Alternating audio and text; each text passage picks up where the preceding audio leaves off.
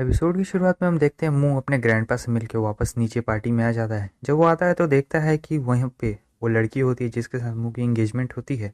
वो लड़की कहती है कि मुंह, मैं कितनी देर से तुम्हारा इंतज़ार कर रही थी। वो उससे कहता है कि आखिर तुम यहाँ पर क्या कर रही हो। वो कहती है मेरे ग्रैंडपा ने कहा था कि मैं तुम्हारे ग्रैंडपा के लिए एक बहुत ही शानदार तोहफा लेके जाऊँ, इसलिए हमारी डू फैमिली की तरफ से ये रहा तुम्हारे ग्रैंडपा का बर्थडे प्रेजेंट। ये होता है एक वास्प और ये एक बहुत ही महंगा वास्प होता है जिसकी कीमत लाखों या करोड़ों के आसपास होगी। सभी लोग कहने लगते हैं वाह क्या आर्टिफैक्ट है, देखो कितना रेयर चीज़ इसके लिए लाई है।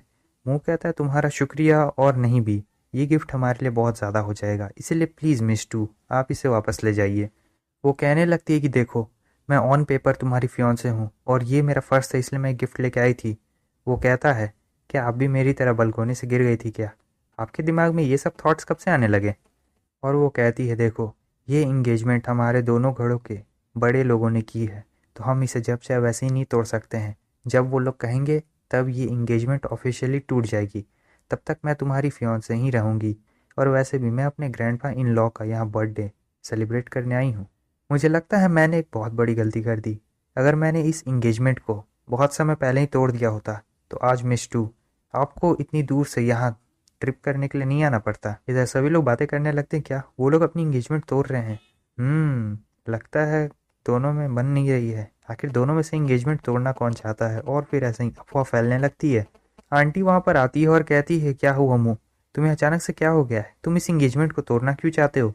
मुंह बताता है कि मिस टू मुझे पसंद नहीं करती है, इसलिए उन्होंने कई बार एंगेजमेंट तोड़ने की बात मुझसे की है, लेकिन उनके ग्रैंडपा इस एंगेजमेंट को चाहते हैं, इसलिए वो साफ साफ कह नहीं पा रही है। कोई बात नहीं, कोई प्रॉब्लम नहीं है, मैं खुद तुम्हारे ग्रैंडपा के पास जाऊंगा और एंगेजमेंट तोड़ने के लिए कहूंगा। वो कहती है तुम्हें जैसा मन तुम वैसा कर सकते हो, आखिर मैं तुम्हें रोकने वाली होती कौन हूँ। तभी पर्पल वहां पे आ जाती है और कहती है मुंह, मैंने भी तुम्हारे ग्रैंडपा के लिए एक प्रेजेंट तैयार किया है। मुंह कहता है लेकिन तुम्हें ये सब करने की कोई भी ज़रूरत नहीं थी। वो मुंह को ज़बरदस्ती गिफ्ट दे देती है और कहती है एक बार इसे खोल के तो देखो। जब मुंह उसे खोलता है तो उसमें एक बहुत ही शानदार रिंग पड़ी होती है। पर्पल बताती है कि ये रिंग पुराने महाराजाओं का रिंग है और ये 100% जेड से बना हुआ है।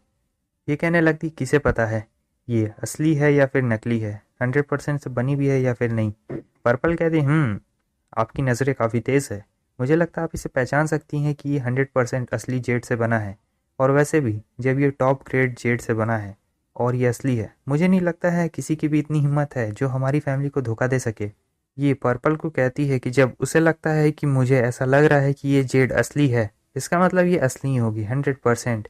तो कॉन्ग्रेचुलेशन, ग्रैंडपा को एक बहुत ही रेयर गिफ्ट मिला है। मुंह कहता है इसके लिए तुम्हारा बहुत बहुत शुक्रिया।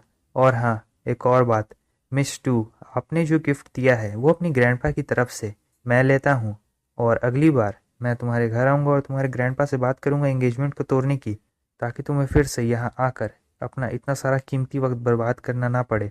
वो कहती है कि आखिर तुम अपने मन से ऐसे फैसला कैसे ले सकते हो?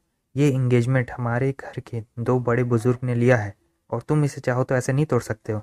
मुंह कहता है आंट, जिन आमों को पकने से पहले ही तोड़ लिया जाए और उसे कार्बाइड से पका दिया जाए वो कभी मीठे नहीं लगते हैं, नेचुरली मीठे नहीं लगते हैं। और वैसे भी हम दोनों तो एक दूसरे की शक्ल भी नहीं देखना चाहते हैं, तो सबसे अच्छा ये रहेगा कि हम इस एंगेजमेंट को तोड़ डालें। आंट कुछ कहती नहीं है, वो कहती है ठीक है, जैसा तुम्हें अच्छा लगे तुम वैसा कर सकते हो। और फिर हमें पार्टी के बाद का सीन दिखाया जाता है जहाँ पे पर्पल और वो लैम्बोर्गिनी में घूम रहे होते हैं। पर्पल उससे कहती है वो बहुत ज़्यादा सुंदर लग रही है, क्या तुम्हें नहीं लगता है तुम्हें इस एंगेजमेंट को नहीं तोड़ना चाहिए, वरना बाद में तुम्हें इसका बहुत अफसोस होने वाला है। मुंह कहता है मुझे इससे कोई फर्क नहीं पड़ता वो कितनी भी ज़्यादा स्मार्ट या सुंदर क्यों ना हो, अगर हम दोनों का मैच नहीं होता है तो मुझे वो ज़रा ही पसंद नहीं है।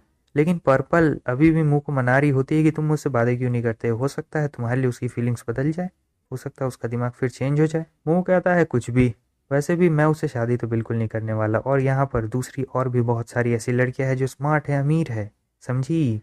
और फिर मुंह स्टाइल से मुड़ते हुए कहता है देखो मेरी बात सुनो, मेरा स्टाइल ऐसा स्टाइल नहीं है कि जो चीज़ मेरी नहीं है मैं उस पर अपना हक जता सकता हूँ। रिटन बाय जॉनी भैया। वो कहती है तुम्हारी ज़बान तो बहुत ज़्यादा अच्छी है। और फिर नेक्स्ट सीन में हमें ये दिखाया जाता है कि वो लोग उस जगह पे पहुंच जाते हैं जहाँ पर मुंह को जाना रहता है।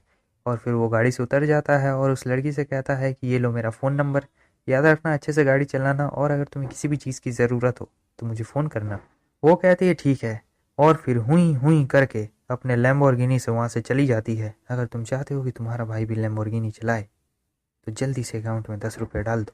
उसके बाद मुँह अपना पॉकेट चेक करता है, जहाँ पर उसे एक चिट्ठी मिलती है। उस चिट्ठी को ग्रैंडपा ने लिखा हुआ होता है। उसमें ये लिखा था कि मुँह, तुम मेरी ज़रा भी चिंता मत करना, मैं खुद ही लड़ लूँगा और इतने सालों तक मैं खुद ही लड़ता आया हूँ। मैं बिल्कुल सुरक्षित रहूँगा बेटा, तुम्हें अपनी ज़िंदगी जीनी है और इसके लिए मैंने तुम्हारे बैंक अकाउंट में कुछ यही करोड़ों रुपए डाल दिए हैं, तो तुम अपनी ज़िंदगी अच्छे से जीना, बाय बाय। ग्रैंडपा की तरफ से। वो कहता है, ओह ग्रैंडपा, आप भी ना।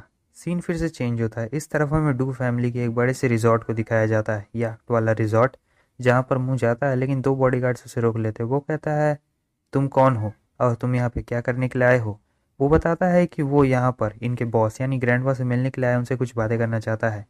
वो लोग बात करते हैं अपने बॉस से और फिर कहते हैं ठीक है अब तुम अंदर जा सकते हो। और फिर वहाँ पे मुँह जाता है और कहता है, गुड मॉर्निंग ग्रैंडपा। ग्रैंडपा कहता है, क्या हुआ बेटे, तुम इतनी सुबह सुबह यहाँ पर आए हो, क्या तुम्हें कुछ चाहिए? मुँह कहता है, ग्रैंडपा क्या आप अपनी पोती के सबसे ज़्यादा करीब हैं? ग्रैंडपा कहते हैं, क्या हुआ, फिर से उस लड़की ने कुछ कर दिया क्या? मुँह कहता, नहीं इतनी भी ज़्यादा सीरियस बात नहीं है, असल में बात यह है कि वो हमारे इंगेजमेंट से ज़्यादा खुश नहीं है। वो दुखी दुखी सी है जो आपने मेरी ग्रैंडपा के साथ हमारी फिक्स की है।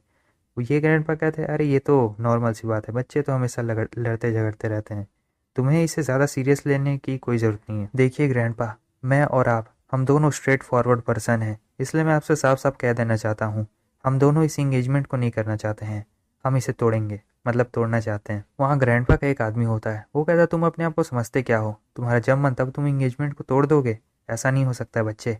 ग्रैंडपा उस पर चिल्ला के कहते हैं कि तुम चुप रहो। और फिर ग्रैंडपा मुंह से कहते हैं, तो तुम यहाँ पर इंगेजमेंट तोड़ने के लिए आए हो? वो कहता है, हाँ मैं यहाँ पे इंगेजमेंट तोड़ने के लिए आया हूँ, और इंगेजमेंट टूट जाने के बाद मैं और डू हम दोनों वैसे नहीं रहेंगे, हम दोनों एक दूसरे के लिए स्ट्रेंजर्स रहेंगे। ग्रैंडपा कहते हैं, ठीक है, अगर तुम दोनों इसे तोड़ना ही चाहते हो तो हमारी फैमिली को भी ये मंजूर है, लगता है हमारी डू फैमिली ने तुम्हें चुन के ही गलत किया। मुँह कहता है कि इस चीज़ के जितने भी दोष लगेंगे आप उसकी ज़रा भी चिंता मत करिए, मैं वो सारे ब्लेम्स अपने ऊपर ले लूँगा, आपको इसकी चिंता करने की कोई भी ज़रूरत नहीं है।